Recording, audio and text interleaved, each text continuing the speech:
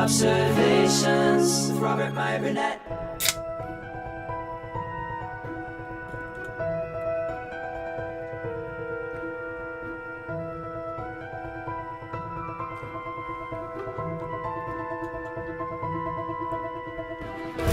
Well, greetings, imagination connoisseurs. Once again, it is I, your Duke of Dope Discourse, your master of fun and wonder, your viceroy of verisimilitude, your sommelier of sci-fi and cinema, your evangelist of the imagination, and, still undefined, but it sounds good, your existential Mr. Rogers, Robert Meyer Burnett. And I am, of course, Robcasting.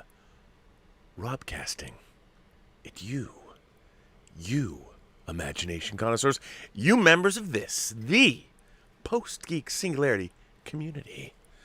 This is Robservations, episode number, oh wait, let me get it right. I do believe it's 722. Robservations is, of course, the show about something. You know,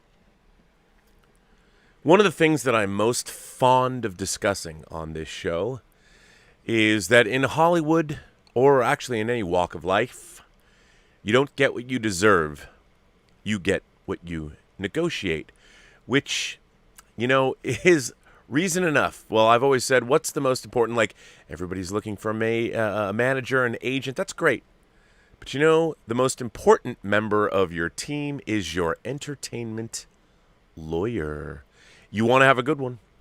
After all, the Byzantine nature of entertainment contracts, I mean, my God, when you go in and set up a show, like say, I don't know, you option a comic book property, or you're somehow involved with a comic book property with one of the greatest producers ever in Hollywood, say someone like Gail Ann Hurd. By the way, to this day, I interviewed Gail Ann Hurd once in the 90s, back in, I want to say, 93, 94, at the Academy of Science Fiction, Fantasy, and Horror Films at USC.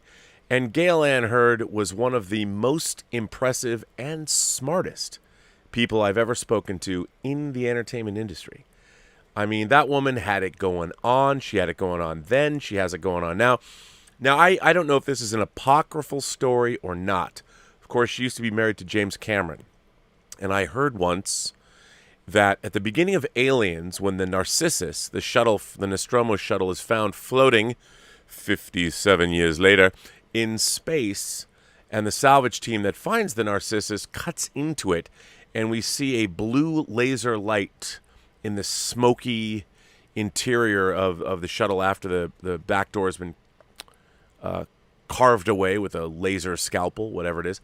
So we see this blue laser come in, and like it scans the smoky, like, ooh, it scans the room, right? To see if anything's alive there, anybody's there. Can the salvage team just take it? Well, I heard a story once that Gail Ann Hurd, who was producing Alien and was married to James Cameron at the time, put her foot down and said, no, we're not paying for some newfangled laser contraption so you can have, like, just have it come in with a flashlight. Dudes can walk in. And by the way, that's what happens after the blue, like, scans the thing. These dudes come in with flashlights. Now, as a director myself and a producer, I look at that shit and think that's pretty dope. I mean, visually, movies have to be visual. It's the future, right? James Cameron immediately sets the tone.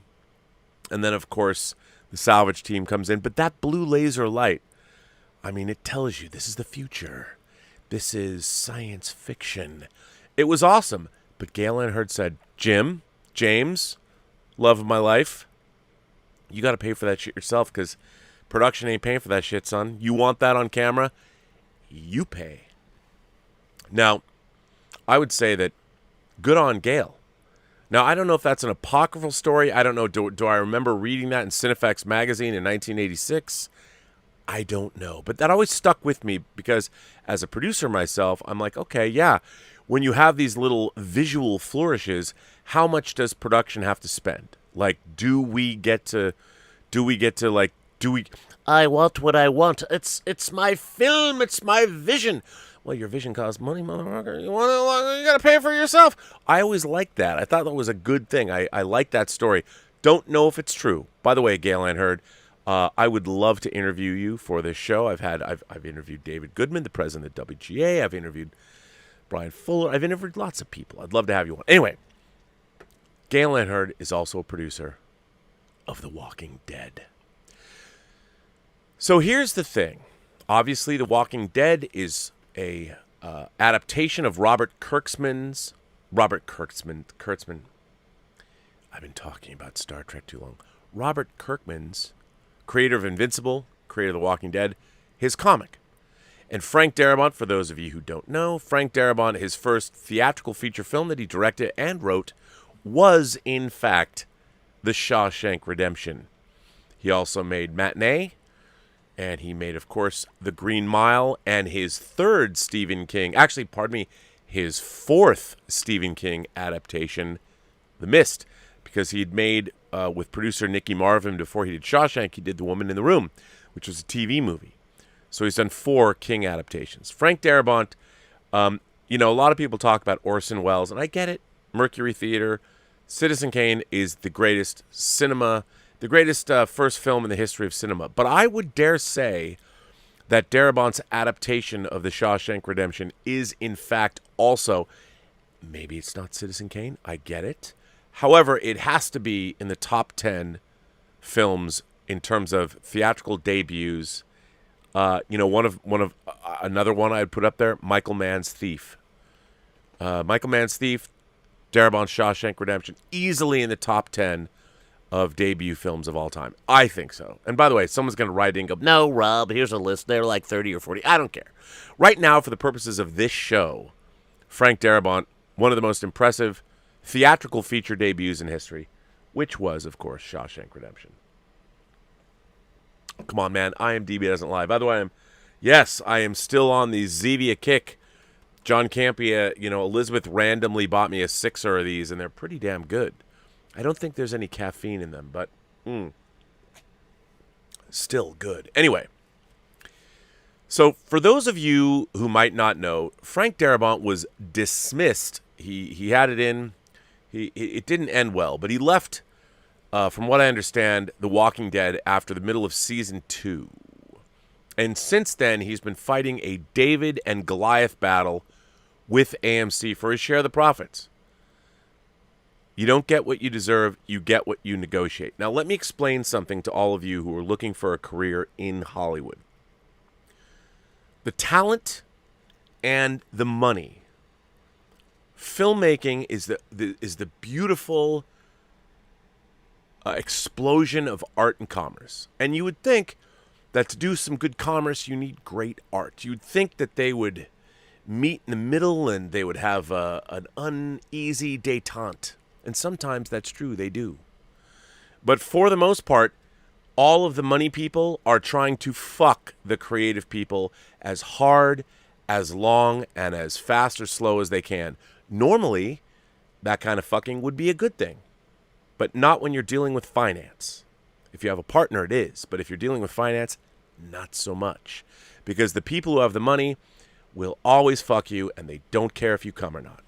Which I think is a mistake, because what you want is you want that ecosystem. Talented people get to go to the same money people, and you find yourself, if you look at some of the great collaborations in Hollywood, a lot of the great talented people have long-term relationships with the same financiers, the same producers, the same distributors.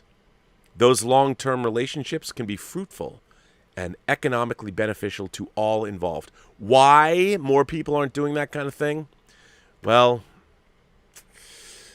if you want good business sense, Hollywood's not the place to go and find it. But be that as it may, it's a necessary evil. Movies are expensive. By the way, I have another project. I need $65 million for it. I got the cast. I'm ready to go.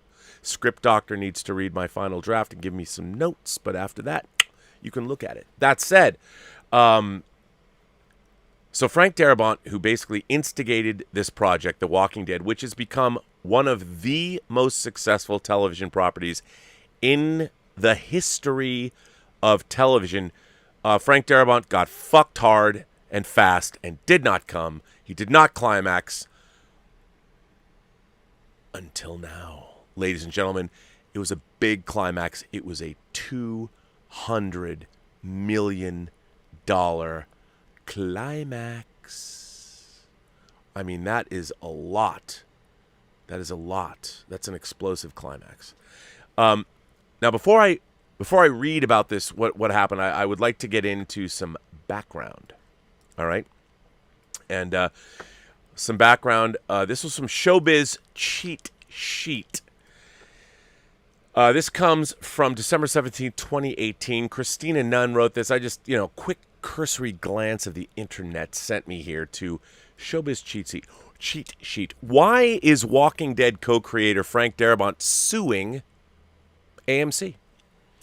The Walking Dead has long been one of the most successful shows on television, with an avid fan base that follows the storyline, character arcs, and all the hidden connections and Easter eggs with a passion. However, in the past several years, the zombie show has been making headlines for more than just plot points. The show and its creators have been hounded by legal troubles, most notably from original showrunner Frank Darabont. How is Frank Darabont involved with The Walking Dead? Frank Darabont was responsible for bringing The Walking Dead from comic book pages to TV screens everywhere.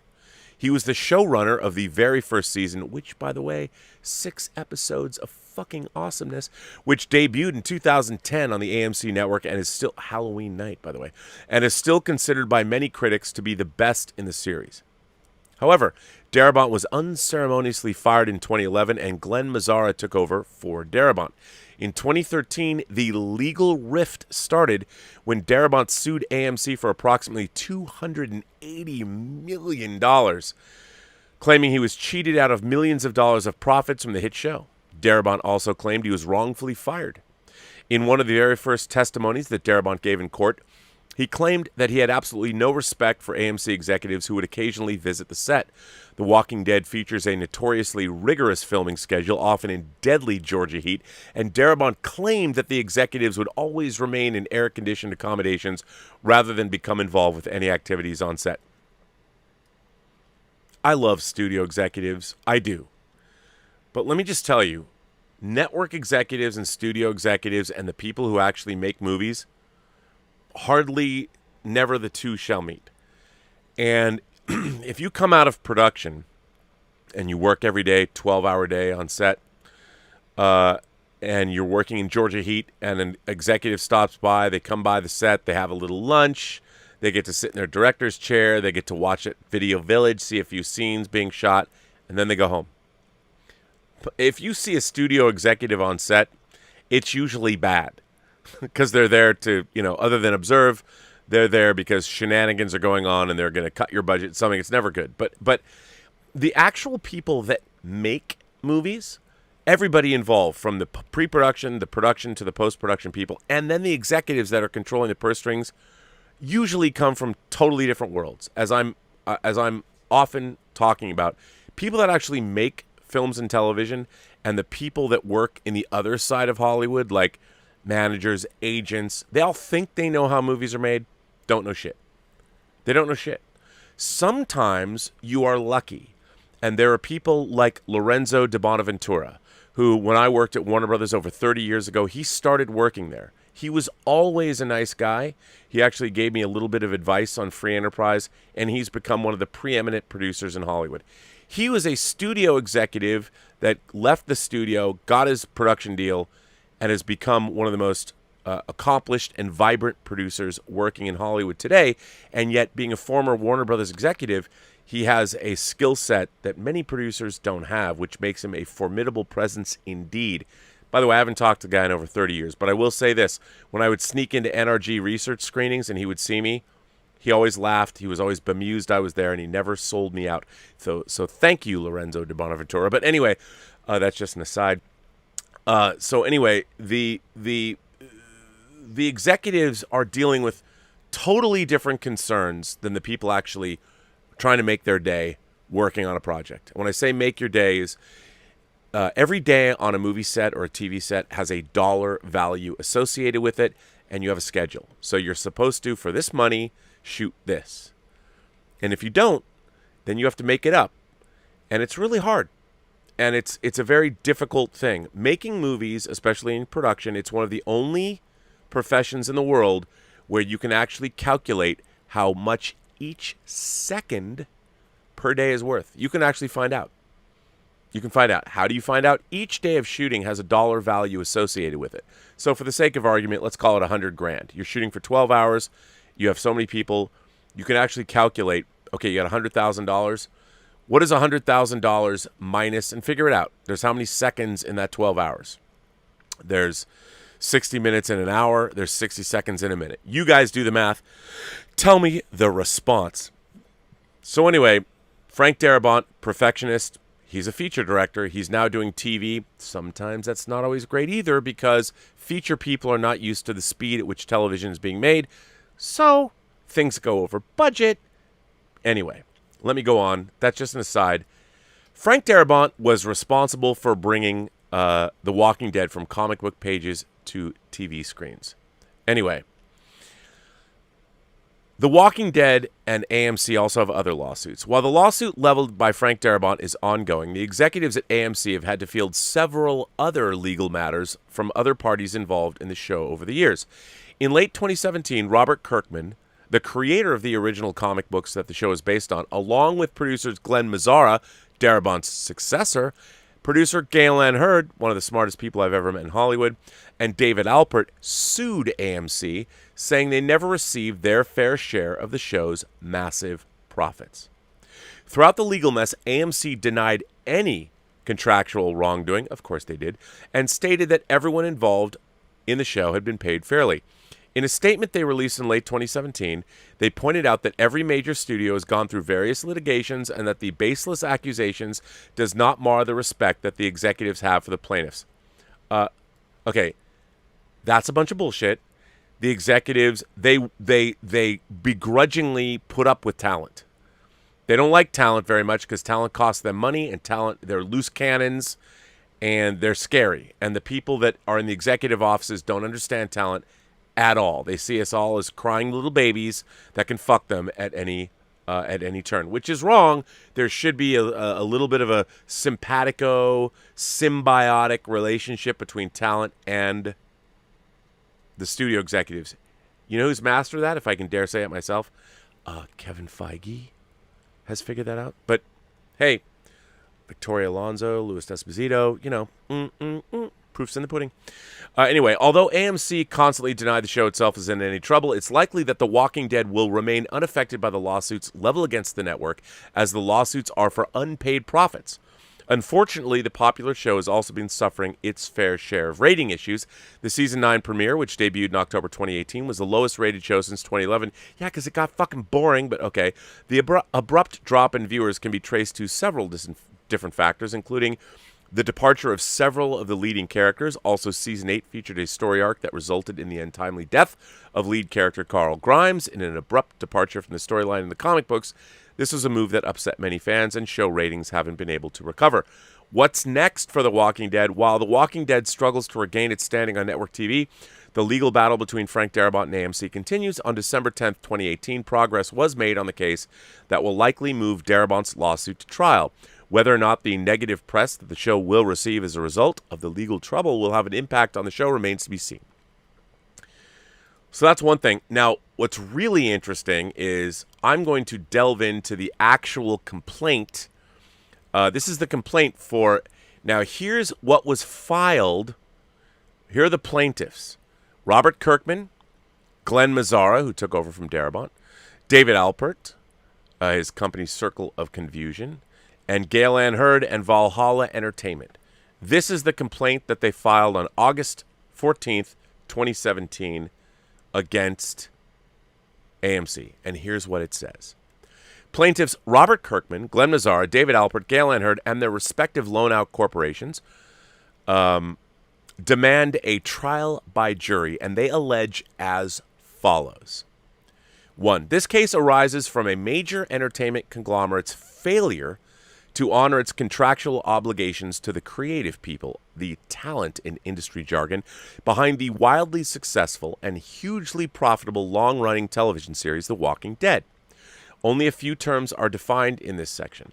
The defendant, AMC entities, exploited their virtually integrated corporate structure to combine both the production and the exhibition of The Walking Dead, because AMC is both producing the show and distributing the show, So they're double dealing. And by the way, the kind of shenanigans in terms of hiding money and all that, this is peak Hollywood shenanigans, Hollywood accounting. Peak. The production and exhibition of The Walking Dead, which allowed AMC to keep the lion's share of the series' enormous profits for itself and not share it with the plaintiffs as required by their contracts. You see, according to doing this kind of thing, AMC can make it look like there are no profits. Everything becomes an expense. They're like, how much does it cost to do this or that or whatever? Oh, it costs, you know what? All the money we spent or that we made distributing the series, well, we're just paying back ourselves because it was so expensive to make. It's shenanigans against shenanigans and even more shenanigans. And by the way, it's not that it's illegal. It's just not honest. And God forbid, why would you expect anyone to be honest? You wouldn't. That's why it's very important that when you negotiate something, you have a good entertainment lawyer. Plaintiffs and the other talent behind The Walking Dead are the ones whose work created, developed, wrote, and produced the series, and it's brought its huge success, but the fruits of that success have not been shared as they should be.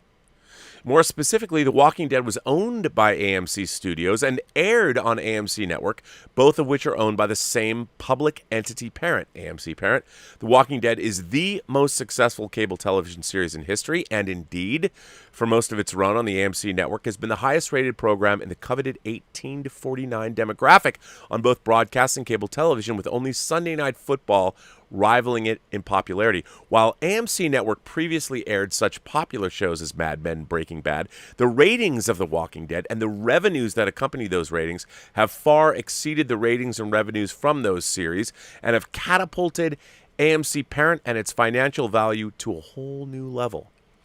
But while the AMC parent has been richly rewarded for the success of The Walking Dead and from Fear the Walking Dead and The Talking Dead and the new Walking Dead show, both of which are also subjects of this lawsuit, AMC has used its vertically integrated corporate structure to avoid sharing that financial success with the profit participants, including the plaintiffs who wrote, created, and produced these programs. You see, Hollywood can't afford to show profit to the creators, because when they do, they have to pay it out.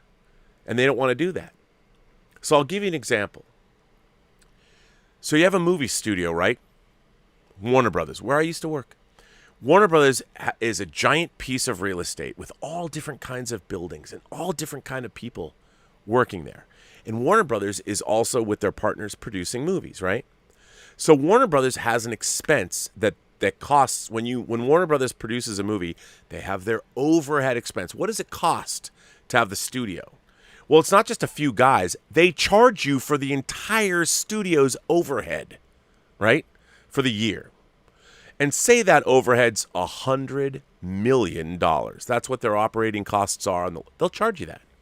They'll charge you $100 million. Now, that's just for one movie. But you know what Warner Brothers will do? They might make 20 movies a year. And say each movie costs however much money. Warner Brothers will charge each movie $100 million. Now, you might be saying, well, Rob, wouldn't the first $100 million cover their expense? Yes. But each movie is its own individual LLC. It's not like Warner Brothers is like, oh, we're making 10 movies. No. Each movie is its own. I'm totally oversimplifying this, but each movie is its own business. So each movie, Warner Brothers can charge $100 million of overhead to each film Warner Brothers makes, even though they only really had to pay $100 million once. Now, this is totally legal because on paper, it's like, yeah, man, this is how much shit costs. So what happens is when you have a huge hit, all right, a giant hit, Warner Brothers is like, well, yeah, we made a lot of money, but our overhead's $100 million. And someone can say, well, wait a minute, you already made 100. No, every movie, it's $100 million. So that eats into the profit. When you're the actual production company and you're the distributor, imagine the shenanigans you can play around with in terms of money. And with a TV show, with a TV show, the great thing, the beautiful thing about television is that so what AMC can do is AMC's not all around the world. So what then AMC does is they go to France and they go to like Studio Canal and they're like, hey man, you guys want to make a sweet distribution deal for Walking Dead? It's the biggest show here in North America. And they're like, yes, we're going to give you a licensing fee. We'll pay you $25 million or $50 million or another $100 million bucks. We'll give you $100 million for The Walking Dead to distribute. Great. So AMC takes out $100 million bucks, and then they go to England, to Sky. Hey, Sky, you guys want to buy The Walking Dead for $100 million bucks? Yes. We'll show it in the UK. And then they go to Germany, and I don't have a production company name for Germany. I don't know, Turbine Media. Let's say they get into TV. And they go, Turbine, you want to buy The Walking Dead? Yes. Sprechen Sie Deutsch? Yes, we want you to dub it in German. Here's $100 million. So one big TV show can be sold all around the world. Asian countries, Eastern Bloc countries, wherever. And all you do is make shit tons of money.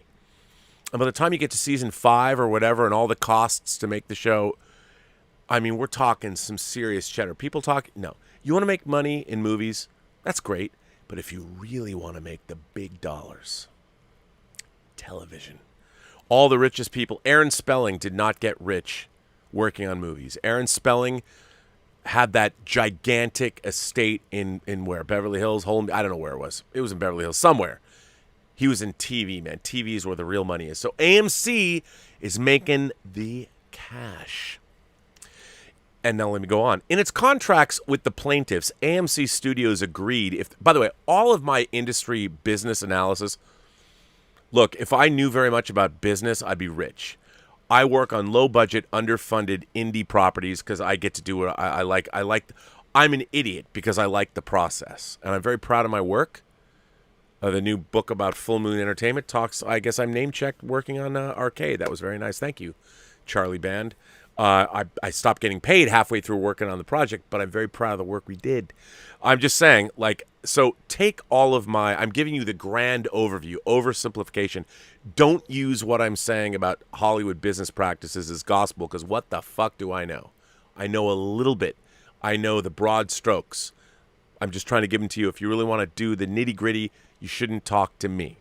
But you can take what I say as a launching point to find out more. Do you want to know more? Yes, become a citizen. I'll do my part. You should too. In its contracts with the plaintiffs, AMC Studios agreed, if the series was successful, to pay plaintiffs certain profits for The Walking Dead, a percentage of an amount known as modified adjusted gross receipts. Now, what's great about this, check this out. Modified adjusted gross receipts. These people had the creme de la creme of contracts because they had it gross receipts, not net receipts. Gross receipts, which means you don't have to wait till people get their cut. But according to AMC, Walking Dead made shit, didn't make any money. There's no profit. Jesus Christ. But while The Walking Dead has been wildly successful, AMC has not met its contractual obligations to share that success.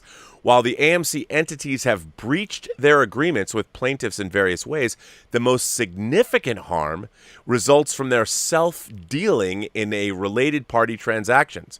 Specifically, the measure of profit for purposes of profit participation in a television series is typically realized at the production company level. If the production company makes a profit, it has to share it with the participants. In contrast, the network's profit, now remember, AMC is one and the same, but for purposes of accounting, they're different. It's all shenanigans. It's all Hollywood accounting. In contrast, the network's profit from exhibition typically is not shared with the participants. The conglomerate can keep all of those profits for itself. And it will, and it did.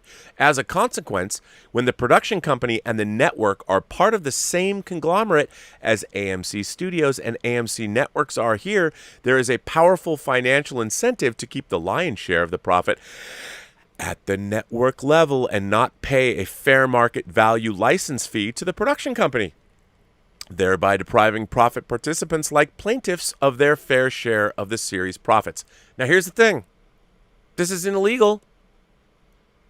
it's disingenuous, and it's not honest. It's not above board. But after all, you can't expect. I would love if capitalism worked the way it was supposed to work, but it doesn't, because everyone will fuck you to get profits. I mean, they will, and I get it. Everybody wants profits. Funny thing is, though, in the long run, if there's a synergistic relationship and everybody is happy, that's why, I've never been in the mafia. I don't know anything about what it's like to do business the Cosa Nostra way or whatever. But I do know that if for whatever reason, if somehow I found myself in business with the mafia, like if I pulled off the Lufthansa heist and I'd made a lot of money, the first person I would go to is Paulie. I'd go to Paulie, and like they do at first, I would pay him his tribute, give him his taste, let him wet his beak. Not just wet his beak, because that's good business. Why? Because I want to continue to work with Paulie. If you have talented people that you're working with, Hollywood, I know you're loath to pay people that actually make the things that you're making money off of. I know you're loath to pay those people what they're worth, but isn't it better in the long run if you keep your talent happy? Why? I don't understand why they don't do that. Apparently, the only people that are made happy when it comes to money are the people that are making Star Trek, which is not fucking Walking Dead. So why do those people still have jobs? I don't know. But, wait. That's an aside. It's not what this chat's about. Anyway. So AMC, the parent company, is keeping the money, and AMC, the production company that would pay out the profits, doesn't get the money. For example, under the terms of AMC Entities' The Walking Dead agreement with plaintiff Robert Kirkman, AMC Studios was obligated to obtain license fees at fair market value from AMC Network for licensing the right to exhibit The Walking Dead. And that's not just to AMC Networks, that's to the whole world. Nonetheless, AMC Studios charged AMC Network $0 for giving those rights. I mean, can you imagine? AMC, the production company that's collecting your cash, they just gave the show to their parent company. Oh, we don't need your licensing fee. Here, AMC, we're the same company. Just take what we've made. Take what we've made. Don't pay for it. Just take it. Take it. I mean, and remember, AMC thinks no one's going to figure this out. They're betting on that because nobody, people don't. Of course, when this much money is involved, you figure it out. Right there, who's the problematic person? It's AMC, which is double dealing. AMC Studios should not just give away their product that they've manufactured to their parent company. No, you pay a licensing agreement, and you have the money because you're making a shit ton of cash. They didn't. They're disingenuous. They are lying. They're not, well, I don't know if you call it lying. They're not living up to their obligations to the very creators that are making the show that they're making a lot of money off of. And look what happens. Look what happens. You've now been in lawsuits for 80% of the decade that the show has been in existence. You have been in lawsuits first with Frank Darabont and then the rest of your head creatives. Anyway, there can be no question that if AMC Studios and AMC Networks were not part of the same conglomerate, the story would be very different. As this case will show, if AMC Studios had been paid fair market licensing fees as required under Kirkman's agreement, his contract, or it had properly imputed one as required under the plaintiffs' The Walking Dead agreements, The Walking Dead would have commanded a license fee far above the cost of production of the series over the long term, and certainly much above the mere 68% of production costs, including extra payments known as breakage, AMC Studios has given plaintiffs credit for to date on their Walking Dead MAGR statements through The Walking Dead 7th season.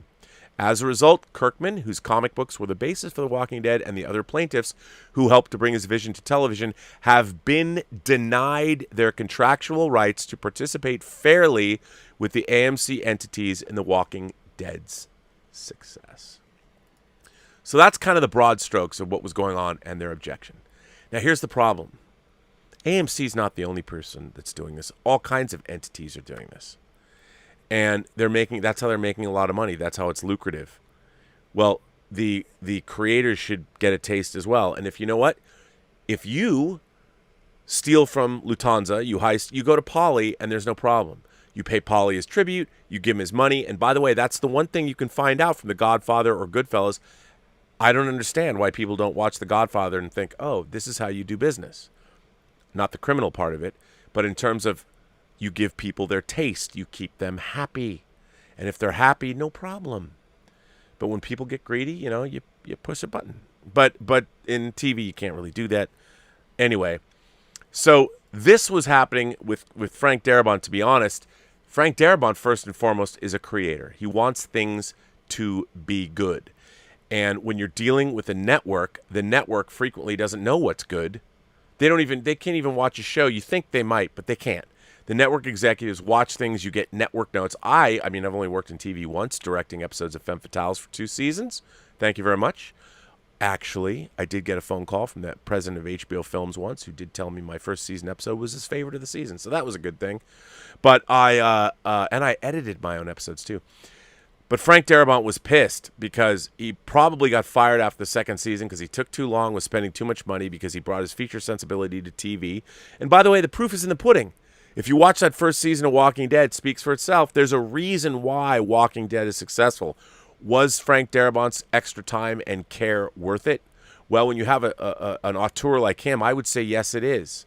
Because he set the tone and the show speaks for itself. The first season of Walking Dead is some fucking compelling TV. And if you've never watched Walking Dead, I know it's like this Byzantine, labyrinthian, I don't know. Just watch the first 6 episodes. It's pretty great. Anyway, so this from Thrillist.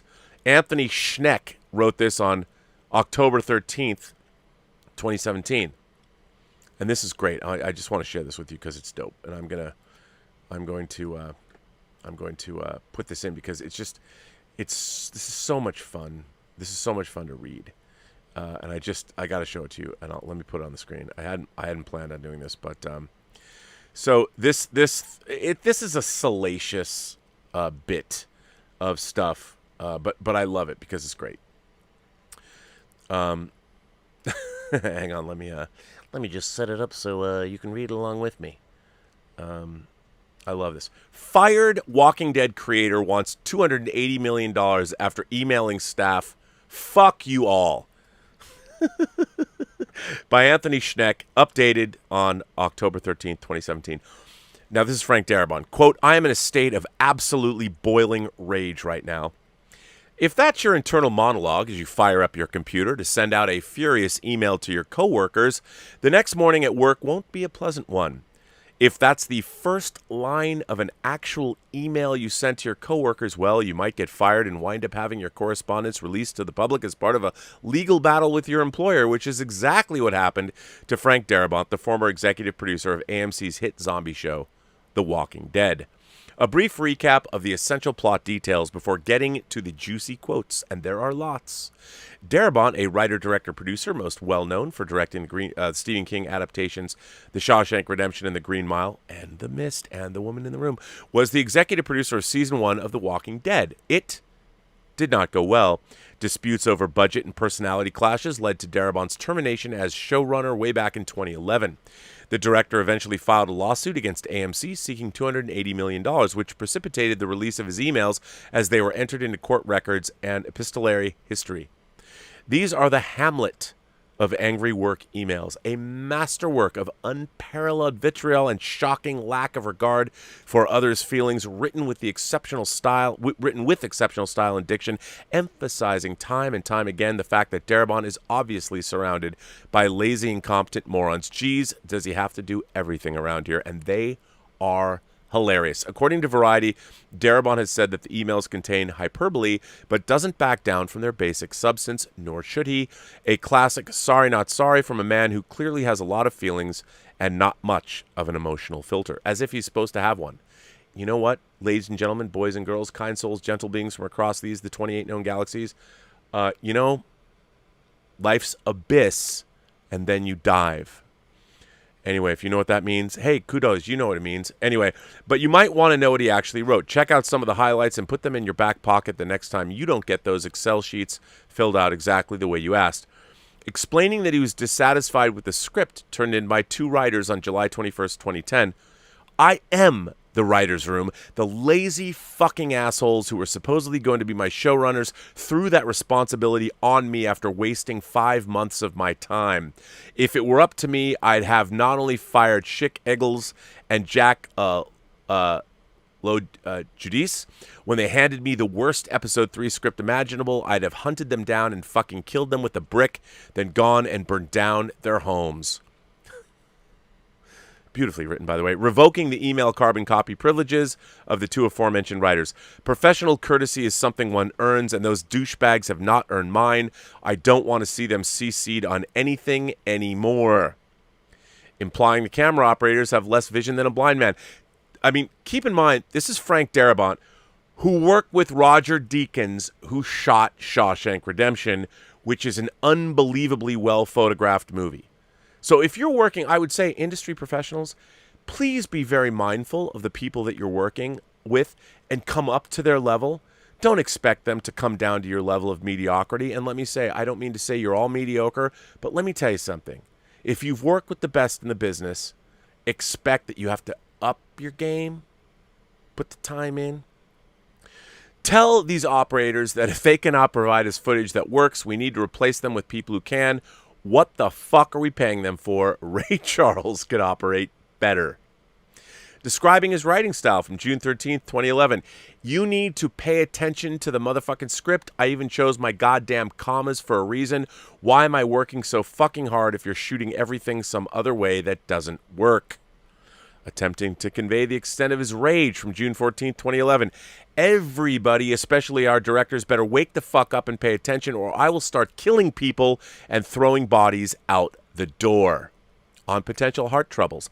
And on a personal note, fuck you all for giving me chest pains because of the staggering fucking incompetence, blindness to the important beats, and the beyond arrogant lack of regard for what is being written, exhibited on set every day. Comparing The Walking Dead to the Fukushima tsunami and nuclear disaster that killed around 20,000 people. Right now, we're like those crews in Japan shuffling through miles of rubble and wondering where to even begin because the task is so enormous and the devastation so huge. On a bad day at the office from June 16th, 2011. Seeing those dailies today left me gobsmacked and thinking I should fake my own death, leave town, and live under an assumed name. I mean, yeah, these harsh, they're also very funny, and they are hyperbole, and if you want to take them literally, you haven't worked in Hollywood long enough. I understand people might be originally taken aback by this, but this is a creative person protecting his vision and protecting the show and protecting AMC, both the production company and the network, from mediocre work. Reminding the world not to trust subsequent statements that he relies on hyperbole, I promise I'm not being a hyperbolic wise-ass on his concern that a director may have had an undetected stroke due to her apparent lack of competence. I honestly think we should recommend to Gwyneth that she go get a brain scan and see if she's had a problem. She may be in real danger. It's that bad. Lawyers for Darabont and AMC met in New York State Supreme Court on September 15th, in the hopes that Justice Eileen Branston might make a ruling based on the known facts contained in the lawsuit.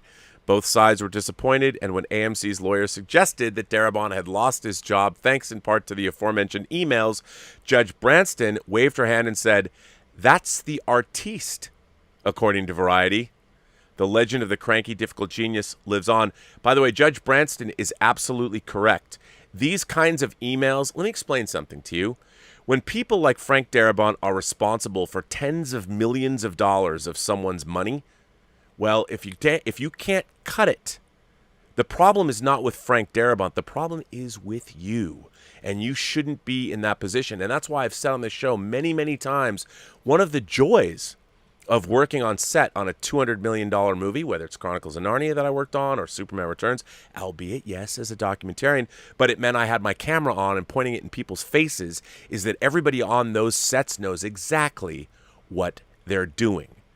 It is a mera-fucking-tocracy when you're working on a $200 million movie, because if you don't know what the fuck you're doing, you are fucking gone. There's too much money at stake, and if you don't know what you're doing, you shouldn't be there. And that's just a fact of life. It doesn't matter. I don't want to hear it. I don't want to hear it. When you calculate every second, that was $150. That was $300. 5 seconds, how much? At $150 a second. And when you laugh, you laugh. If it's there are sets where it costs $150 a second of time. Do you think you want one motherfucker on a set that doesn't know what they're doing? No, you don't. Because you know what? That costs everyone. Everyone. That's why, say, if an actor, for instance, was, say, not even a principal actor, and if a series was getting, I don't know, a back episode order of, say, 8, and some secondary actor holds up the entire production and says, I want more money, well, fuck you. We're not going to do it. We're not going to have any more episodes, and everyone gets fired. That's a vague book for you, but whatever. There you go. Lawyers for Darabont and AMC met. Oh, by the way, that's the artiste. The trial is expected sometime in 2018, though Judge Branston didn't set a future court date at the September hearing. Until more news comes out, the world waits on the edge of its seat to find out whether Darabont will get the $280 million he deserves for having to suffer through the pain of working with people he didn't like, all to make a show about zombies. Laugh all you want. Laugh it up, fuzzball, as one of my favorite smugglers once said. Look, it ain't show friends. It is show business 100% of the time. And if you're not doing good business, you can expect this to happen. And it wasn't just Frank Darabont. Remember, it was Kirkman. It was Gale Ann Hurd. It was Darabont's successor. They all sued AMC. Fool me once, shame on you. Fool me twice, shame on me. Well, guess what, ladies and gentlemen? You might ask, what's your end game here, Rob? What the fuck are we listening to you talk about this for? Well, bum ba da da. I'll tell you what you're listening to me talk about this for. After a decade, Walking Dead lawsuit settled for $200 million. Ouch! Gosh, this could have all been avoided had AMC just lived up to their obligations. I mean, like I said, it ain't show friends, it's show business, but that doesn't mean that you have to do bad business. Do good business. And it wouldn't cost you, my God, probably another $200 million in legal fees. I don't even want to know. Walking Dead lawsuit settled for $200 million between Frank Darabont's CAA and AMC. Amen. Less than a month before The Walking Dead kicks off its 11th and final season, the long and bitter legal war between former showrunner Frank Darabont's CAA and AMC is, as Aha said, over. The cabler just filed paperwork with the SEC declaring that they have paid out $200 million to the Shawshank Redemption director and the Uber agency to end the dispute. Amen. The settlement agreement provides for a cash payment of $200 million. I never thought I would love the fact that CAA got so much money. Can you imagine CAA gets this and probably CAA gets to write that check to Frank with, sans their agents, or that sans like without, right? That's wrong. With their agency fee. Without, what am I trying to say? You know what I mean. They take their agency fee, 20%. Like Hans Gruber said, I'm sitting on a beach collecting 20%. It's too bad he never got to do that. The settlement agreement provides for a cash payment of $200 million to the plaintiffs and future revenue. I think $200 million is pretty good for 10 years of aggravation. Related to certain future streaming exhibition of The Walking Dead and Fear the Walking Dead, says the understated filing. You can read it here. I won't read the whole filing. You can go to Deadline and read it. With regard to the settlement payment, the company has taken a charge of approximately $143 million. Oh, man. In the quarter that ended June 30th, 2021.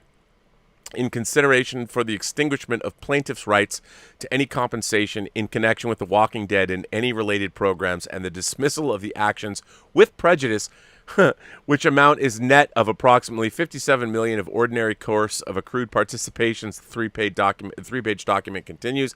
The settlement agreement also includes customary provisions included in such agreements, including providing for mutual releases, covenants not to sue, waivers, confidentiality, non-disparagement, and indemnification for third-party claims. all of which means this saga is done like a walker with a knife through the head. I didn't say that. That's in the Deadline article. While a bit of a surprise after almost a decade of harsh words, personal and corporate humiliation, and hyperbole, the timing of the deal makes sense as the Walking Dead universe is set to see the mother show wrap up in the next year with a supersized conclusion and several spin-offs to take flight. Launched back in late 2013 at the near height of the blockbuster zombie apocalypse series popularity, the Blank Rome and Kinsella Weitzman Iser Hump Hawley represented Darabont and CAA were seeking around $300 million in profit participation payouts in what has become a multiple lawsuit situation. The case also spawned similar legal action against AMC from Walking Dead creator Robert Kirkman, as well as Gale Ann Hurd and other executive producers past and present over the show and its spin-offs. Delayed due to the coronavirus pandemic, a trial for the Darabont and CAA suit was to start in April of 2022. Up until today's revelation, the Praetorian Guard of pricey attorneys on both sides put forth a battle-ready public face, though rumors of talks by the parties have been circulating for the past couple of months. During the AMC's first quarter earnings call with Wall Street analysts, company executives said they expected free cash flow of $200 million in 2021. I mean, this has been 10 years, and they got free cash flow of $200 million? In light of today's announced settlement, the filing says even the company now expects free cash flow to be roughly at break even. Okay, if that's the case, pay your fucking people what they're worth. Why do you double deal? Why did you do this? You are fucking idiots. Why? Didn't Art Buchwald in Coming to America teach Hollywood anything? Oh, well, the answer to that is no, it did not. Just pay people what they deserve. Oh, wait, you don't get what you deserve because it ain't show friends, it's show business. But you know what, AMC? If you weren't double dealing in the first place, if you weren't being disingenuous with what you were doing, you wouldn't have gone through all this. People would have had what they were owed. Everybody would have been happy. You wouldn't have had this acrimony. How much is this going to cost you? This is just one lawsuit. Just do good business. Capitalism works. When you try and subvert it, this is what happens. The subprime mortgage crisis is what happens. Capitalism isn't bad. We greedy little motherfuckers, we're bad. Anyway, I just thought that wanted to talk about that. I know it's very inside baseball. Congratulations. I can't believe I'm saying this, although I used to work there. Congratulations to CAA, but a big congratulations to Frank Darabont, a man who I think we have been robbed of more Frank Darabont work because I'm sure this crushed his soul. I am hoping, sir, I have met you. It's been a long time, but we went to the House of Pies. You wanted to buy my Blade Runner spinner at one point. You were friends with Dave Scow back in the 90s. Actually, the late 80s when I first met you. You are a wonderful man, a good human being, and congratulations, sir. And on that note, I am hoping that we'll have some letters to read. I can tell. I always can tell when the live port of the chat. I mean, I talk about Star Trek and Star Wars and Marvel. I get lots of folks, but on things I really love, inside baseball stuff. Thank you for all of you people that are here watching because you're the diehards. You're the people that care. I know everybody cares, but it's fun. It's fun to talk about this stuff. You know what I'm saying? I love it. So let's see what we have coming from you. Letters. Mile writes in. Mile, I don't know if Mile's ever written in before. You might be a first-time writer. Mile says, hello, Rob, and the Post-Geek Singularity. How are you? I'm fine, thank you. I'm writing to you my third letter. Maybe now this will be coherent. Part 1. The best sequel of all time is actually Trainspotting 2, or T2. I love that. Tale of Generation X, Your Generation, in Edinburgh, Scotland. Or pardon me, it's Edinburgh, right? Edinburgh, Scotland. Surely you've met one of these characters in your journey through life. Perfectly executed sequel of all time with the same actors and director Danny Boyle, which is quite rare when there's so much time between the films. By the way, T2 inspired me. I still want to make Free Enterprise 2. I think it's great. Part 2, the totally underappreciated epic Alexander, by the way, on the Hollywood, or Designing Hollywood podcast, which I'm now hosting. Jenny Bavin, I interviewed her, and she was the costumer on Alexander, so go check that out. This is what Hollywood does best. Saw it in the cinema back in the day, and it's my favorite movie. DVD goes into the PlayStation 3 every month for reviewing. Wait, you mean you didn't get the Blu-ray that's like the third different cut of the film? Got to do that. Production quality is top of the game. Costumes historically accurate. Sure, the script takes some liberties, but really makes King Alexander the Great's life story translate for a very enjoyable movie experience. Someone who has read history before I saw the film, I can guarantee this. With a great cast, you'll see interesting and sexy characters. Colin Farrell as Alexander and Jared Leto as his love. Val Kilmer, his father, opposite Angelina Jolie as his mother, playing the exotic Apuriote witch. In 2 hours and 15 minutes, the theatrical version, the movie tells this massive tale from ancient times, 300 BC, of Alexander's life. He chases honor and glory to the end of the world, from deserts to mountaintops, and especially he chases his father's approval. When he finally realizes he has it, declares, "Men of Macedon, we're going home," while the soundtrack plays Vangelis' score. It's so emotional that you'll cry. Cherry on top, legendary Anthony Hopkins is being the narrator as the Pharaoh of Egypt. Because that, you know what, Anthony Hopkins screams Pharaoh to me. Delivering heartwarming and sad tragedy. It's also R-rated, so you'll see boobs, and not just any boobs, but Rosario Dawson's heavenly god gifts. She is Roxanne, Bactrian princess, and third party in a love triangle.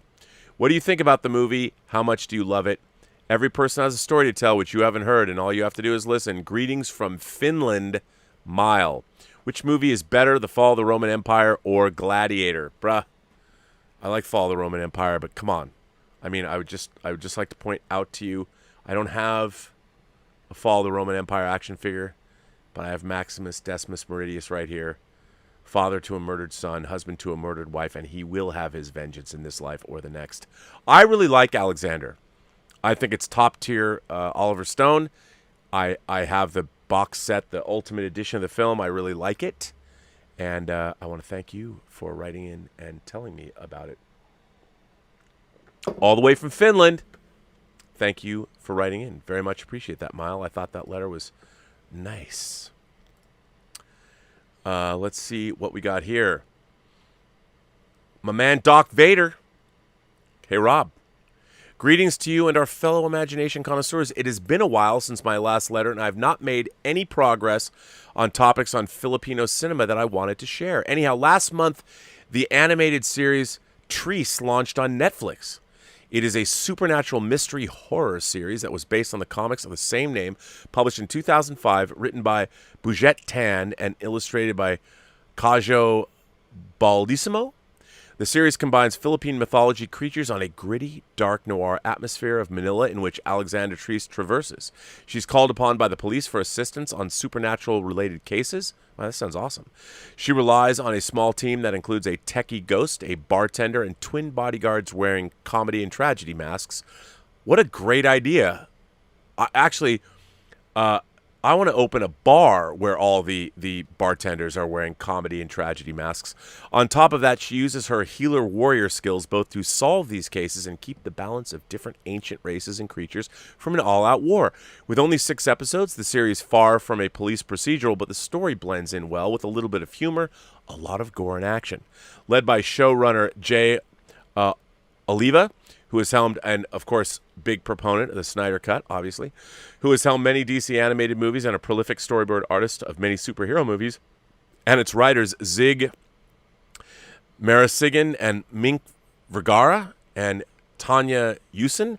They've adapted the comics to its best form for Netflix. Despite the divisiveness of reactions locally, the series reached #1 when it was released, and subsequently other countries had it on its top 10 as well. Although they were set to do an anime-style series, I do not think it was. Certainly it was animated, but lacked a lot of the anime tropes to be considered. The use of flashbacks and long villain monologues, those seems apparent closer to their goal. Story-wise, I think they had crammed whatever they can into 6 episodes. They did a great character arc on Alexander Treese, but it feels it needed a filler episode or 2. Animation was above average, and I felt Treese's character design was a bit iffy. There's a lot of Metro Manila landmarks, buildings that were familiar. They put a smile on many faces. There are 3 choices for languages: Filipino, English, and Japanese. The Japanese dub was greatest, followed by the Filipino, and lastly the English one. The latter used the Filipino-English accent, to which my surprise they decided to use. It has a decent cast for it, though, with Shay Mitchell, Lou Diamond Phillips, who's also Filipino, Nicole Scherzinger, and Dante Bosco. Overall, I think the series was a success. It brought the Philippine folklore worldwide using one of the biggest platforms. Hope it does get a second season, as it surely captivated a lot of opportunities for the local creatives to tell their stories. If you would like to read the Trees comics, first issue is available through this link. Let me take this link. Thank you for including it. I will put it into the live chat. So here you go. There it is. If you don't do social media, join us in the Post-Geek Singularity Discord server. Support the server by being a booster, and we may push Rob to do a live stream gaming with all of you someday. You know what? I just ordered another PlayStation controller, so Elizabeth and I can go head to head, if you know what I'm saying. Great letter, Doc Vader. Thank you for that one. I want to watch that show. I thought it was good. I didn't know much about it, but thank you. This is another one. Cookie Madison writes in. Hello, Cookie Madison. Hello, Rob. Hope you're well. I wanted to share a couple of thoughts with you. First off, I just watched the Axanar Vulcan scene rough cut and got the warm fuzzies. Well, for those of you who don't know, I was involved with the ill-fated Axanar feature film, and the last thing that Axanar completed was, oh, lo and behold, something I directed, edited, produced, co-wrote, and designed that we did back in, 2015, 6 years ago. That's what real producers do. They produce things. First off, I just watched the Axanar Vulcan scene rough cut and got the warm fuzzies. It really made me miss old school Trek. Great work. I hope you guys... I found a video of my original rough cut where it was just green screen before it was refined, before it had the backgrounds. Maybe I should put up the Vulcan scene. I just also found a version of it I had done with Bing Bailey, our colorist, where I added grain to the footage. We grained it up, and it's pretty neat. I should put that up. Great work, so thank you. Second, you were reading a letter today about seminal movie experiences, and it got me thinking. For the most part, mine are similar to yours. Star Wars in 77 for the first time, Logan's Run, and for me, any movie starring the king of B-movies, Doug McClure. Ooh, I gotta tell you, the first PG movie I ever saw, I want to say I saw it before Jaws, was The Land That Time Forgot. With who? Doug McClure. So I started thinking about another great movie experience from my youth, The Midnight Show. I'm going to sound like an old man on a park bench right now. Well, you can, because I'm one too. But there was just something great about going to a midnight movie. It had a kind of counterculture romanticism to it that made me feel like I was arty and cool. Come on, you were. We all went to midnight movies because that's exactly how it made us feel, arty and cool. And then if you lived in Seattle, you'd go to the Last Exit coffee shop or coffee house, or it was just a hangout, a 60s hangout, but still in the 80s. It was rad. I'd get my apple pie a la mode and a cup of coffee after going to the Neptune for a midnight show. Here are 3 midnight shows that had a real impact on me. The Rocky Horror Picture Show. I was 17 or 18, and a friend asked if I'd heard about this crazy movie where the audience talked back to the characters and brought props to throw at the screen. It was an absolute blast, and that first night I found my people. I went back literally hundreds of times and got to experience it once at the old 8th Street Playhouse in New York. Amen. For those of you who do not know and you have not seen Alan Parker's seminal 1980 film Fame, that was TV series was based on in the movie. If you haven't seen the 1980s Fame film, from not the show, but the movie that Alan Parker directed, there's a scene where they actually go to the 8th Street Playhouse, filmed in the 8th Street Playhouse, where they watch Rocky Horror Picture Show. And Doris Finsucker was a Rocky Horror virgin, the character in the movie. I think Ralph Garcia went with her. So check it out. It's one of my favorite movies. If you haven't seen 1980s Fame, why haven't you? Paul McRae is in it, from RoboCop and ER. Check it out. Who got killed by a helicopter. Check it out. The 8th Street Playhouse. I went back literally hundreds of times and got to experience it once at the old 8th Street Playhouse in New York. It was amazing. Recently, I was trying to describe it to my daughter, who just said, people did what? A real you had to be there moment. I mean, it's so funny. I grew up with Rocky Horror as well. I probably went and saw it. I don't know. I've probably seen Rocky Horror 20 times at midnight shows, but I never got to see it at the 8th Street Playhouse and always wanted to. Conan the Barbarian at the cinema on my university campus. Being a midnight movie, you can imagine that an audience full of college kids might have been enjoying a little supplemental mood enhancement, and we watched the movie through a smoky haze. What kind of smoky haze might have that been? But totally engrossed. My favorite moment was when James Earl Jones, whose voice was as smoky as the cinema, said, "Take him to the Tree of Woe." And the entire audience spontaneously responded, "Whoa." Night of the Living Dead. My first time seeing a low-budget horror movie, again at the campus cinema, being hip and cool college kids. We all laughed at the silliness of it. Night of the Living Dead is not silly, nor should it be laughed at. You must watch it in quiet reverence, almost as if you're in a cathedral. Don't ever besmirch Night of the Living Dead again. Anyway, and recognize Brad and Janet on Ha Ha. But I know I wasn't the only one feeling a little shaky and constantly looking over my shoulder on the walk home that night. Good for you.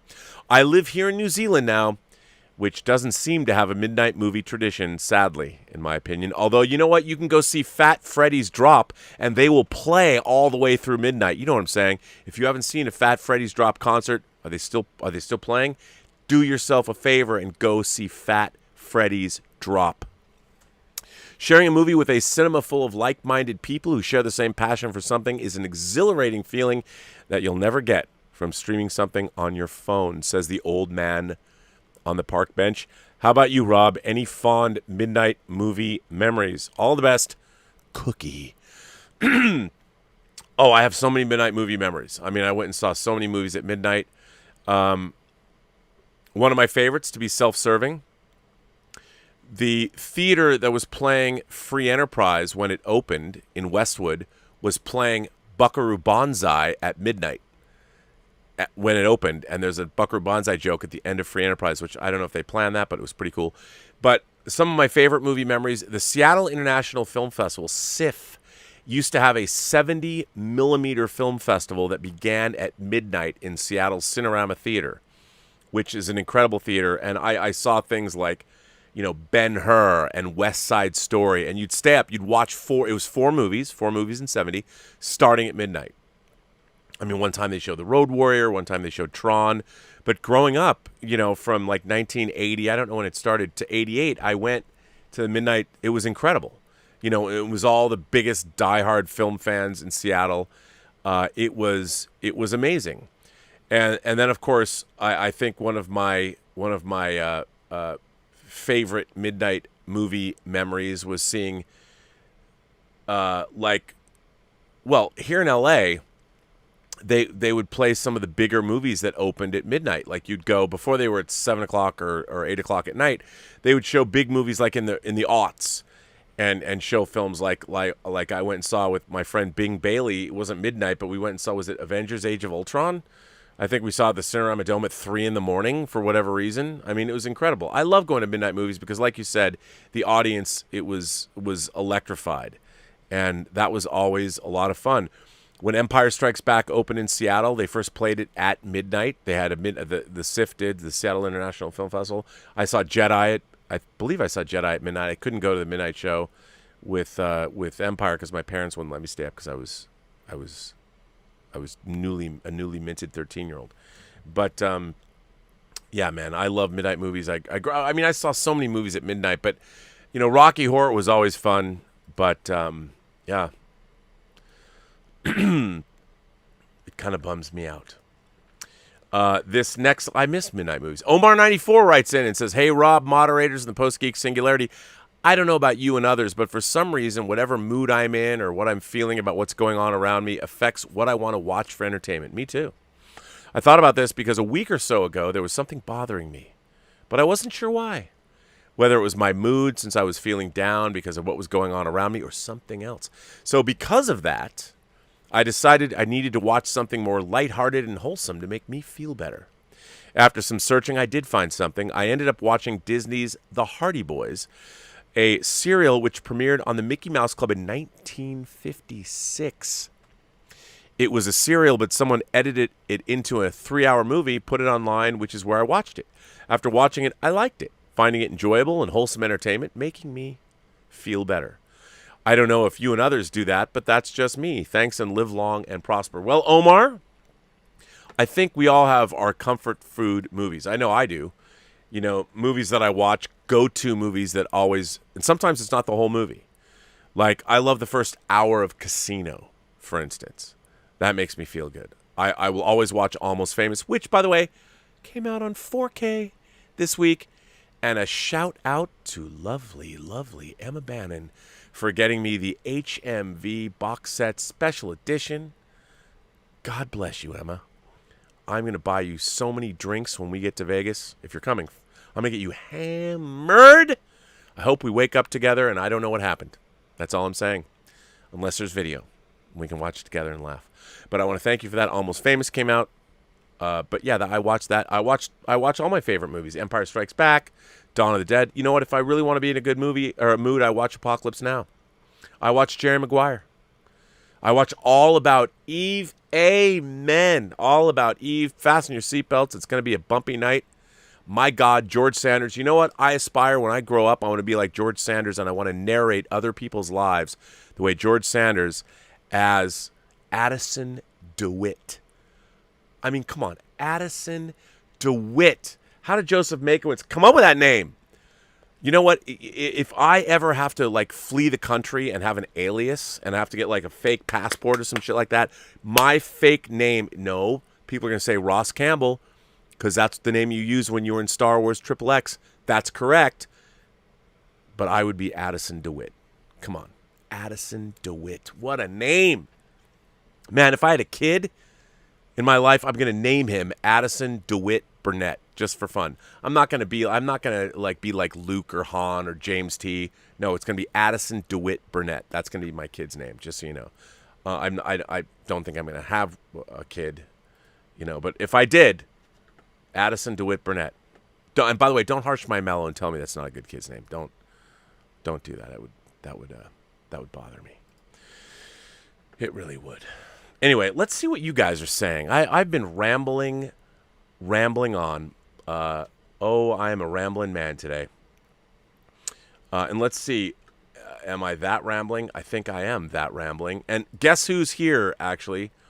The first person here is, wait, it was Willow, but I think there's somebody I missed. There was one. Hang on. Yes, Alex Detman sent in. This was from yesterday, but I didn't do a show yesterday, so I didn't read this. And Alex Detman sent in a very nice tip.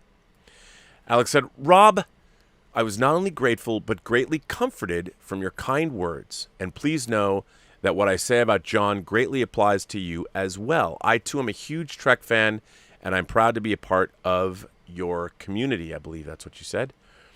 Boat drinks, my friend. You had me at boat drinks, sir. Alex, you know what? If memory serves, I think I was doing a companion video for John, and you wrote in some very heartfelt stuff. And whenever people do that, you know, I always feel a great privilege when people do, in fact, write in and, you know, they give me a heartfelt letter or comments about what the shows mean to them, and it never gets old. And I always feel sort of a responsibility. I always feel if I feel I did a show or something that wasn't good, I always feel sort of a responsibility because I really do appreciate all of you out there, the audience. I mean, that's what makes the show, whether it's on John's show or whether you're a part of the Post-Geek Singularity, it's why we do it. And I think, you know, most YouTubers feel the way that I do as well. So thank you for the kind words. I appreciate it. And thank you for supporting the channel in that way. Willow. If you hadn't gone into the film industry, what other career paths would you have likely taken? What are all the other variants of you doing? That's a really good question. I mean, obviously, I really wanted to be an astronaut, you know, or actually, this is going to seem strange, but I would love to have gone military. Believe it or not, maybe I would like to have gone Navy or Air Force and become an aviator. Obviously, I'm sure many people say that. Or maybe the Marines. I would love to have had Marine discipline and training. My friend Mike, who I'm working with on crisis medicine, he went in. He's a Green Beret, former Green Beret. I wouldn't have mattered. That wouldn't have bothered me. Or you know what? A detective. I would have loved to have been a police detective. I really would. I find that I'm still a student of human nature. You can't be a storyteller and not be fascinated, endlessly fascinated by human nature. I would have liked to have maybe done that, gone into law enforcement, but I would have liked to have been a detective. I think that would have been great. Maybe gone into not politics. I mean, politics. I don't. The reins of power never appealed to me, but maybe something in something where I could meet a lot of people and travel, whatever that is. I would like to have done that. I guess. Dakota sends in a tip and says, 2001 A Space Odyssey, did HAL 9000 say the phrase, "Good morning, Dave"? Some say it happened, while others say it never happened in any cut, preview, or the cutting room floor. What do you think, Rob? Is it a new Mandela effect, the ever-changing world? Did he say good morning? I don't remember Hal saying good morning. I don't think Hal ever said good morning. I want to say he said good afternoon, but not good morning. Good morning is a little Oklahoma. Good morning, good morning. Or actually, is that not Oklahoma? That's that's Singing in the Rain. I am not the song and dance man John Campea is. I'm sorry. I don't think so. Good morning, Dave. I don't think so. I don't think he said good morning. I could be wrong, though. Brandon Mills sends in a super chat and says, you need to teach Campea some technical skills. He always canceled when he has issues. Love you, Rob. Give me movies. Yeah, you know what? I power through, man. I come back. Yeah, but these were big. Something weird was going on this morning, and I was upset because we were on with. I hadn't seen Erin Cummings in a long time. She announces she's pregnant, so hey, or she's having a child. It's great. That's all the show should have been about. Her and her husband Tom's joy. So congratulations to Erin Cummings. Good for you. Mexican Iron Man, Mr. Mike, sends in a super chat and says, from the accounting corner, the term modified adjusted gross is on point. We dealt with this all the time in my old LA office.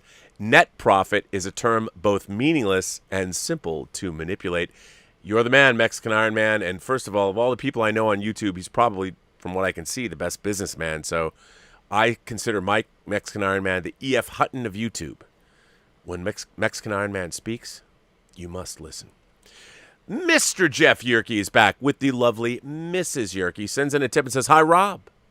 After months of being flat on my back, I'm thrilled to report that Mrs. Y and I ventured out to see Black Widow. Amen. But you know what? When you're flat on your back, maybe it's not so bad to have Mrs. Y around. Know what I'm saying? Wink, wink, nudge, nudge. I gotta say the film was just okay. The first half felt hollow, and the second half was not bad. 2.5 stars out of 5. Live long and prosper, the Yerk Man. I think I enjoyed Black Widow a lot more than other people did. By the way, I'm constantly being accused of being a marvelous shill. Look, man, I love James Bond movies. I grew up watching James Bond movies and every derivation of James Bond movie. Whether it was Our Man Flint or the Mad Helm movies. I'm a sucker for espionage films. It really felt like Marvel's stab at a Bond film, and I enjoyed it. I really liked it was filmed in a lot of real locations. I mean, they really went to Norway. They really went to Budapest. I mean, I really thought that it was a lot of fun. And, I really liked the relationship. Florence Pugh at one point when she's talking about this is my real family. I mean, when I think about family, it kind of broke my heart. I really liked Black Widow, and I think they succeeded in making the movie that they wanted to make. Was it perfect? No. For me, I would give it 3 out of 4 stars, but I really enjoyed it. And no, I'm not a Marvel shill. I enjoyed it. I enjoyed it for what the Marvel movies are supposed to be, and I think in the spirit of that movie, I think it was fine, and I really enjoyed it. I can't wait to watch it again. So I'm glad you and Mrs. Y got out of the house. You've probably been through hell. I was just joking about lying on your back, sort of. You know what I mean. Wink, wink, nudge, nudge, Mrs. Y. All due respect. Brandon Sheehy, hello, Brandon, sends in a tip and says, Rob, who are your favorite Irish actors? Plenty of choices. Colin Farrell, Michael Fassbender, Gabriel Byrne, Saoirse Ronan, Maureen O'Hara, Liam Neeson, Cillian Murphy, Liam Cunningham, Aidan Gillen. My fave is Brendan Gleeson. Gotta support my fellow Brendan. Ooh, favorite Irish actors. There's a lot of them that are there. I love Saoirse Ronan. I really do. But is she my favorite? I think probably, I have to say Colin Farrell. I mean, I'm a huge Colin Farrell fan. I really am. And by the way, I will defend to the death Colin Farrell and Michael Mann's Miami Vice. I loved him as Sonny Crockett. Probably Colin Farrell. I know. Sheriff Carl, all the way up in Seattle. Sheriff Carl sends in a tip and says, dude, have you checked out the new video from Maiden, The Writing on the Wall? No. It's totally heavy metal-esque, sort of Mad Max meets Eddie. I guess Bruce Dickinson came up with it along with help from a couple of former Pixar people. It rules. Dude, I didn't even know that was out. The Writing on the Wall. Thank God. When you first read that, I'm like, is this a cover of Sam Smith's Spectre song? Because I would fucking put a bullet in my face if that were the case. I'm glad it's not the case. I'll watch that shit. So everybody run, don't walk. Right, don't do it right now. Go to YouTube and watch The Writing on the Wall, the new Maiden video. Maybe we'll talk about that on tonight's Midnight Metal with Insomatic 101 sends in a super chat and says, I am drunk today because I paid off all my debts. Ha ha ha ha. I'm drunk, but cheers everyone. I don't have any more liquor, so I have to go get some for tonight's Midnight Metal, but I've got Zevia. So cheers to you, Insomatic. Question is now, what are you drinking? Brendan Sheehy is back. Rob, what do you think of Gina Davis appearing in Hawkeye as an old mentor of Clint? Oh, come on. You know it's a Long Kiss Goodnight reference. Come on. Your beloved verisimilitude would be off the scales given Gina is an accomplished archer who is almost qualified for the Olympics and she is just badass in general. Yeah, I know. I mean, come on. Thelma, get your butt back here, Thelma. My God, I can't wait. And I love Gina Davis. I love Gina Davis. She is delightful. 88 Juggernauts sends in a super chat. There's going to be a high-quality fan-made motion comic of Justice League 2 and 3 from the Snyder storyboards made by some YouTubers. Thoughts? YouTubers you know. I think it'd be dope. I'll watch that shit. Come on. But are there scripts? Maybe, I mean, they go back and do it. That would be very cool. That's a cool thing to do. I would be down with that. I would be down with that. Why not? I'd love that. I think that'd be great. Bring it on. Keep me informed. Darth Plato, the official historian of the Burnettwork, says, how about being a historian, Rob? Come to my house. I'll come to your house. Can I be like Robert Langdon from like the Dan Brown books? Can I be like that kind of historian? I would love to be like an Indiana Jones archaeologist / historian. So, you know, I could go speak in colleges and get paid that great speaking fee, and at the same time hang out with Renee Belloc and maybe steal a linen suit or two and go out into the world and do that stuff. I'd do that. I'd be down. I'm in. But then I would have to appoint myself. If I was a historian, Darth Plato, how could you be the official historian of the Burnettwork? I don't know. Anyway, ladies and gentlemen, boys and girls, gentle beings, kind souls from across the 28 known galaxies, I want to thank you for being here. Robservations episode number 700, and what was it? Hang on, let me check again to make sure that I'm paying attention. This is Robservations episode 722. Tonight, join me in for Midnight Metal, and hopefully Dave Parker will be back tomorrow. The sun will come out tomorrow. Dave Parker will join me tomorrow. There'll be Dave. Anyway, hopefully there'll be Dave. So, what can I say? I want to say a big thanks to all of you. I want to say thank you to my moderating staff. We've got Louise X Sparrow. Meh became a member. Well, thanks for becoming a member. Very much appreciated. I don't even know who else, because apparently I've lost the live chat. Darren Seeley's here. Greg Smith is here. Justin Toner's here. Joshua Levesque is here. I've got a full complement of blue wrenches. Thank you. And tomorrow, if you are a member of the channel at a certain level, we are, in fact, having another one of our Zoom calls. For those of you who don't know, we have every other week a Zoom call with members where we hang out. Sometimes they go for like 5 hours, where we just shoot the shit. You can ask me anything you want. I can see your lovely faces. We just hang out. So if you want to do that, you can. You can. So tomorrow at noon, a member Zoom call for those of you who are members of the channel. And on that note, I want to say thank you to everybody who generously supports this channel through Super Chats and tips. And if you want to write me a letter, you can. You can write me at the Burnettwork.net website. Yeah. You know, and I want to conclude this. A girl I knew, a girl we went to school with, I met her in junior high school. Her name was Pam Comstock. She was my age. I went to my very first rock concert with her. I went to see Kiss on the Dynasty tour. Still had their makeup. Pam passed away the other day, and she was my age, and I always liked her. The last time I saw her was in 2015 when I'd come up to Seattle to my high school reunion. She didn't graduate from high school with us, but I saw her, and she was a delightful human being and a very talented singer, and she left us. So just a little bit of a remembrance for Pam, because when I got to the 7th grade, I went to Island Park. She went to Lake Ridge. Our elementary schools came together at South Mercer Junior High School, and that's when I first met her, was in the 7th grade, and I thought she was one of the coolest girls I had ever met in my life up to that point. We became friends. She was a rock and roller to the end. So I don't have an alcoholic beverage, which probably wouldn't be appropriate anyway, but so I raise a cup to you, Pam.